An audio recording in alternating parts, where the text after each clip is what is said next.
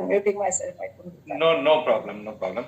Now, this was more about women leadership and women empowerment, Vidyaji. And as Amit mentioned, and we heard about you are ranked number 14 in India's most powerful women, top 25 women. According to you, what is true women empowerment?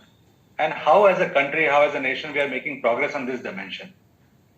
I think as a country with this present Prime Minister and, all that has been done I think it's really, we are definitely seeing a change.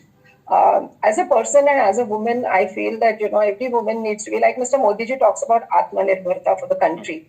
I think it's equally important for an individual and especially for women in India. You have to be self-reliant and you should have the confidence in yourself. And I think all this confidence definitely comes out of education.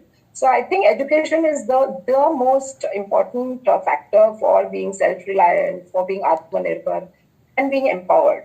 If you're not educated, then you cannot be empowered. So, we do a lot in school education specifically for women, for girls, I would say, in my father's village at Harli, which is a small village near Kolhapur, and even in the villages around our university campus here at Pune. The university main headquarters are located at a place called Lavle, which is just beyond Pasha, and some of you from Pune would know this. Sure. And there are about 22 villages that we've adopted. And what we do is we give professional education totally free of cost to girls from these, neighboring villages, deserving girls. About 6 to 7 girls every year are educated either in engineering, computer science, whichever stream that they would want to take. The most important addition to the Symbiosis family for women empowerment has been the Symbiosis Medical College for Women. And my father happened to see this movie called Anandi Gopal. I'm sure some of you would have seen it. It's on the first lady physician of India. And when he watched this movie, he doesn't generally go to watch movies in a theater. But maybe some from Pune would know the City Pride theaters in Pune. And Mr. Chapalkar is a good friend of my father. So he had arranged for a special screening for some of the Pune people. And therefore, my father and mother went to watch this movie. And when he came back home, he called me and Rajiv. And whenever I get a call at say around 10:30, 11 by my father to say, Zara yetes ka gari? And then I know, okay, so one more institution, he's got some idea. And so we went, Rajiv and I went. And he said, I think we should, Marathi of course, he said, we should start a medical college for girls.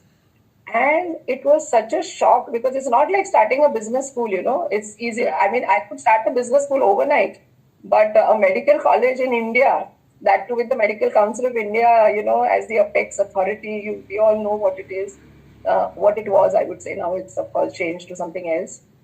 It was such a shock. And so Rajiv, my husband, was on the board of governors of the Medical Council of India. When the Medical Council of India, the past people were removed and some ethical people were taken in as board of governors.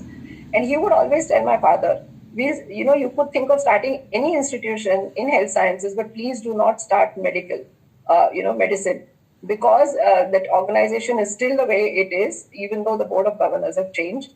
And therefore, I told my father, it's not easy. You could just see a movie. And you could also tell me that, there are only 17% women doctors who are practicing and we need to empower girls and so on.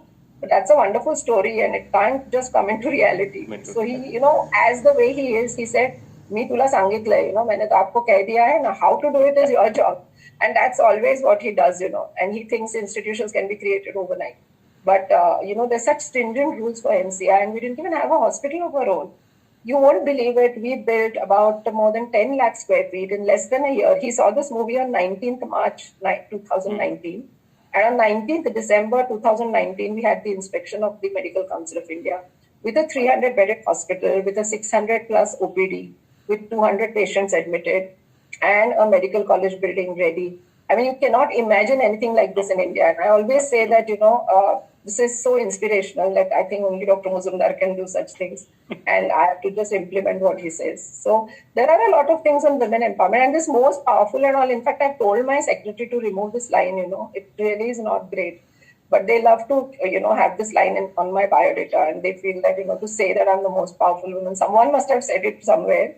But there's nothing like powerful. I think it's more about empowerment. It's more about education. It's more about becoming self-reliant and Atmanirbhar. And I think once the girl becomes self-reliant and or woman becomes self-reliant. I think she trains her own family, her children also to become like her, So I think it's very important to keep our girls, empowered.